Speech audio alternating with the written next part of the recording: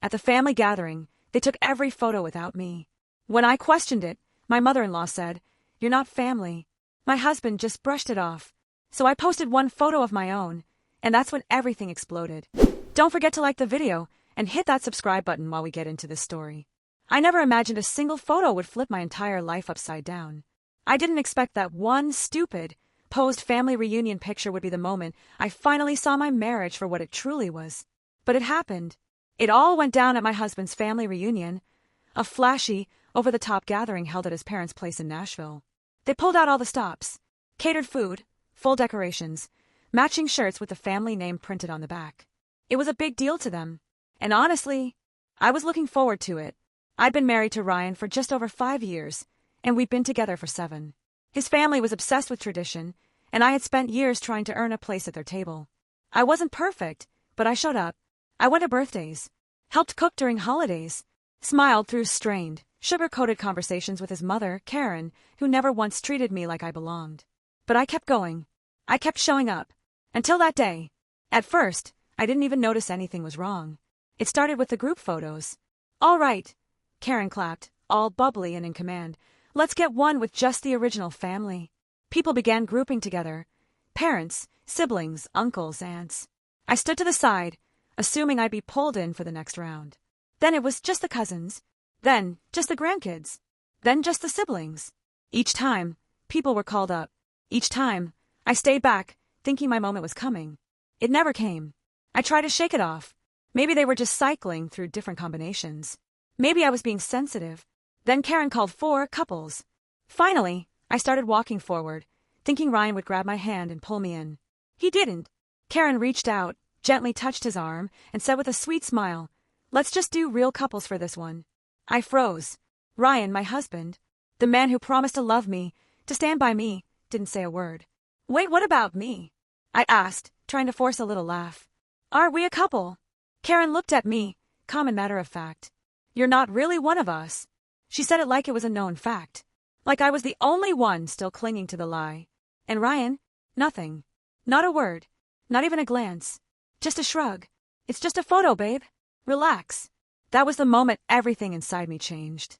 That was the moment I saw it all clearly, where I stood in that family. Where I stood in my marriage. My chest burned. My hands trembled. I could have screamed. I could have cried. I could have begged Ryan to speak up. But I didn't. I smiled, pulled out my phone, and snapped a photo. It was of them, his perfect little family, all smiling for the camera. All pretending to be complete while leaving me out of the frame. And then, without thinking too hard, I posted it. Caption: "When they tell you you're not really family." Guess I missed the memo. Hashtag not one of them, hashtag family reunion fail. Then I put my phone away and walked inside. I wasn't even thinking about the post. I was just trying to keep myself together. I grabbed a drink, ate some pulled pork, made small talk with a few of Ryan's cousins, smiled through the ache in my chest. Later, I checked my phone, and it had exploded. The post had been shared hundreds of times already. My inbox was blowing up. The comments were ruthless. "Who says that to their daughter-in-law? That's cruel. I'm so sorry you're dealing with this. Your husband just stood there." Oh, hell no. The rest of Ryan's family hadn't seen it yet, but I knew it was only a matter of time. I was halfway through a plate of ribs when I spotted Karen storming across the lawn, eyes blazing, phone in hand. She got right up in my face and hissed, "What is this?" before shoving her phone toward me. It was my post, the one now going viral. I took a long, slow sip of my drink. "A picture," I said. "Delete it." I shrugged. "It's just a picture, Karen. Relax." Her face flushed red. She spun toward Ryan, waiting for him to do something. Ryan just looked exhausted, like I was the problem. "Babe," he sighed, rubbing his temples. "Just take it down. Please." I stared at him, waited for him to defend me, to finally say something. But he stayed quiet, just like he had when his mother told me I wasn't really family. I didn't delete the post. And that's when all hell broke loose. By the next morning, Ryan's boss had seen it. He worked at a small, tight-knit law firm run by a family that emphasized values, image, and respect. His boss emailed him a long message about how the way you treat people in your private life reflects your character at work. Translation: Ryan was officially on thin ice. Later that day, one of his aunts, who hadn't attended the reunion, messaged me directly. "I've always felt like an outsider too. Good for you for standing up for yourself. Then Ryan's younger sister, who never said much at family events, shared my post. Her caption: "This is why I stopped showing up years ago." And then Karen's yoga group got hold of it. Suddenly, her precious little social circle, the yoga moms, the brunch group, the women she gossiped with every Tuesday, started whispering behind her back. All about how she treated her daughter-in-law. And the best part, Ryan's dad, a man of few words, called me. "I just wanted to say," he said, his voice gravelly. Karen needed that. Ryan, on the other hand, was in full panic mode. He begged me to take the post down. Said it was bad for both of us. Said I had embarrassed him. Tried to make it sound like I was the one who ruined things. I let him talk. I gave him one shot. "I'll take it down," I said. "If your mom apologizes, publicly." He exhaled, already defeated. We both knew that would never happen. And in that moment, I knew something else, too. I knew exactly what I had to do next. I just wasn't sure I was ready yet, so I didn't delete the post. And Karen, she was not the kind of woman to let things go. The next day, Ryan and I barely spoke. Every time I walked by him, he'd sigh dramatically, like I was the one who'd humiliated him. Like he was the victim. I didn't bother playing the part of the quiet, obedient wife. Then, right around noon, my phone rang. It was my boss. Not Ryan's. Mine. "Hey," she said, voice uneasy. "I just got a weird email about you." I sat up. "What?" She sighed. "Someone named Karen sent a message to HR, said she wanted to raise concerns about your behavior. Accused you of being dramatic, and said your attitude reflected poorly on the company." I saw red. Karen, my mother-in-law, wasn't just making my life miserable in her own house. Now she was trying to sabotage my job. My boss continued. "Don't worry, we're ignoring it." Honestly, she sounded unhinged. "I just thought you should know." I thanked her and hung up. Then I stormed into the living room. Ryan was on the couch, scrolling his phone like it was just another day. "Your mother just tried to get me fired." He didn't even look up. "Karen." "Yes, Karen. Your perfect mother emailed my workplace." He sighed. "Okay, but what did you expect? You embarrassed her. She's upset." I blinked. "Give her time." "Time to what, Ryan? Try to burn my life to the ground." He still didn't look at me. "Not really." And then a thought hit me. A sick, awful thought. "Did you know she was going to do this?" He hesitated. Just for a second. But that was enough. "You knew," I whispered. My voice cracked. "You knew, and you didn't stop her." He rubbed his forehead like I was the one giving him a headache. "I told her it was a bad idea, okay? But she was pissed. And honestly, you did kind of start this." I had never wanted to hit a person more in my life. But I didn't say another word. I walked straight into the bedroom, pulled out my suitcase, and started packing. Ryan didn't try to stop me. He barely even blinked. Just sat there, watching me like I was being overdramatic. Fine. Let him. I was done talking. Instead, I called Jenna, my best friend. The same friend who, years ago, told me to make a backup plan just in case things ever went sideways. She'd even convinced me to open a secret savings account. At the time, I thought she was paranoid. Now, I wanted to kiss her for being right. "Come over," she said. "Stay as long as you need." I threw the last of my clothes into the suitcase, grabbed my laptop, my documents, my passport, anything I might need if this got messy. I was halfway to the front door when Ryan finally spoke. "Are you serious right now?"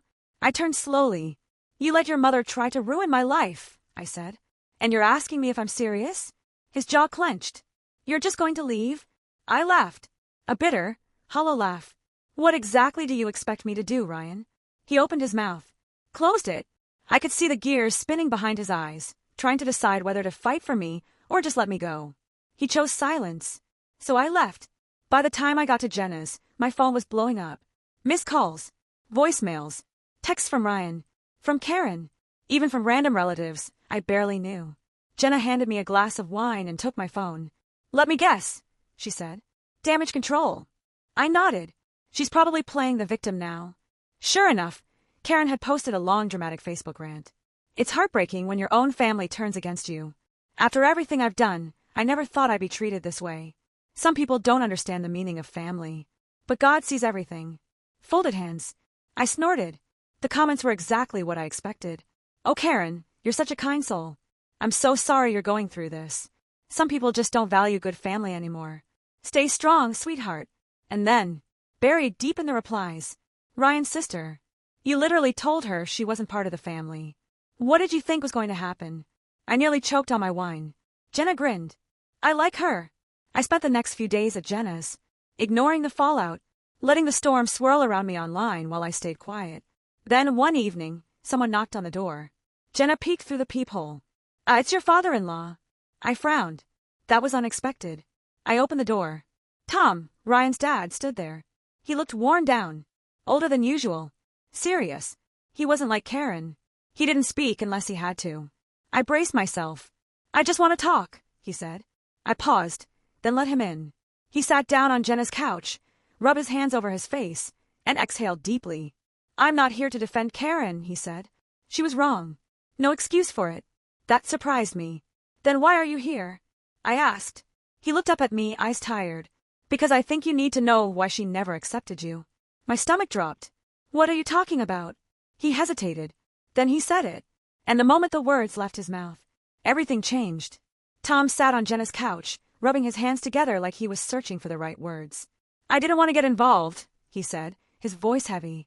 But after everything, I think you deserve the truth. My stomach tightened. What truth? He looked me directly in the eye. Karen never accepted you because Ryan was engaged before you. She thought they were going to get back together. The air left my lungs. What? I whispered. Tom nodded. Before you, Ryan was engaged to a woman named Sarah. They were together for years. Karen adored her, thought she was perfect. But Ryan ended it. I blinked. Ryan never told me he was engaged. Tom sighed. Because he didn't want you to know why he ended it. I felt my stomach twist. Why? Tom hesitated, then said it. Because he cheated on her. I froze. Ryan had cheated. Tom kept going, slow and steady. Karen always blamed him for screwing things up. She figured he'd cheat again eventually. So when he brought you home, she didn't see you as family. She saw you as temporary. A placeholder. Someone he'd eventually grow tired of and go back to Sarah. My chest tightened. My mind raced. Everything started clicking into place. The way Karen never truly welcomed me. Her cryptic remarks about Ryan's past mistakes. Her constant, quiet disapproval. She wasn't hostile because she hated me. She just never believed I'd last. She was waiting for Ryan to come to his senses. And I'd been completely in the dark. I didn't wait around. I got in my car and drove straight home. Jenna tried to talk me down, told me maybe I should give it time. Cool off. But I didn't want time. I wanted answers. Ryan was on the couch when I walked in, looking irritated. Jesus, where have you been? He asked. You've been ignoring my calls. I didn't waste a second. How long were you engaged to Sarah? He froze. Just for a second. Just a flicker. But I saw it. Guilt. You knew exactly what I was asking, I said, almost laughing at the absurdity. Were you ever going to tell me? Ryan ran a hand down his face. It wasn't important. Not important? I snapped. You were engaged to another woman, Ryan. That's not a footnote. He exhaled. It was years ago. It doesn't matter anymore. It mattered to your mother. I shot back. She spent our entire marriage waiting for you to go back to her. And now I find out she had a reason to believe you might. Ryan's jaw clenched. I made a mistake, okay? I stared at him.